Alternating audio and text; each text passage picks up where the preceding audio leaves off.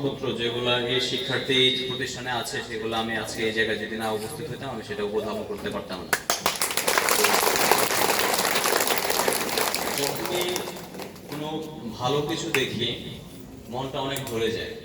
তো আমার কাছে আমি এই চেহারাগুলো দেখতেছিলাম, আমার কাছে এতটাই ভালো লাগতেছিল, আমার কাছে মনে হচ্ছে সবগুলোই যেন একটা নক্ষত্র।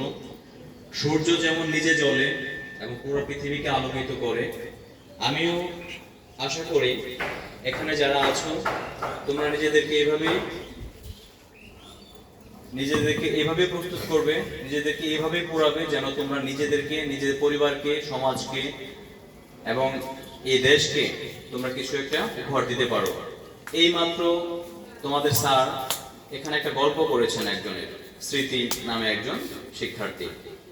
এটা আমাদের জন্য খুবই গর্বের বিষয়, আনন্দের বিষয়। আমি চাই এখানে যারা আছে এখান থেকে আরো এরকম অনেক মুখ বেরিয়ে আসবে যারা আমাদের এই প্রতিষ্ঠানের জন্য গর্বের বিষয় হিসেবে দাঁড়িয়ে যাবে। তো আমি বেশি কিছু বলবো না। বর্তমান যুগ প্রযুক্তির যুগ এবং খুব অল্পতেই আমাদেরকে খুব বিভ্রান্ত করে ফেলে, আমরা বিপদগামী হয়ে যাই। তা আমি তোমাদেরকে আহ্বান জানাবো, তোমরা যে ধারাতে আছো অবশ্যই সেটা তোমাদেরকে বিবেচনা করতে হবে যে যেটা খুব সহজেই মানে আনন্দ দেয় সেটা কিন্তু পরবর্তী সময়গুলো খুব বেদনা দেয়। তো তোমরা নিজেদেরকে এমনভাবে প্রস্তুত করবা এই মুহূর্তে তোমরা কোনো কিছু বিনোদনের, এত বেশি বিনোদনের চিন্তা ভাবনা করা তোমাদের জন্য সমীচীন হবে না।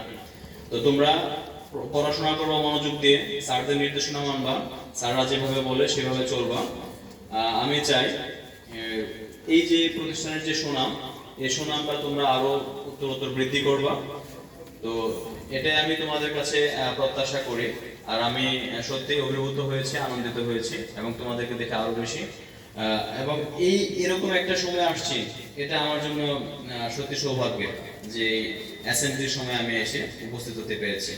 তো ঠিক আছে, সকলেই সুস্বাস্থ্য কামনা করতেছি, ভালো থাকো, সবার জন্য সুন্দরভাবে পড়াশোনা করো, শুভকামনা রইল এই তোমাদের সভা এবং এই প্রতিষ্ঠানের। তো ধন্যবাদ।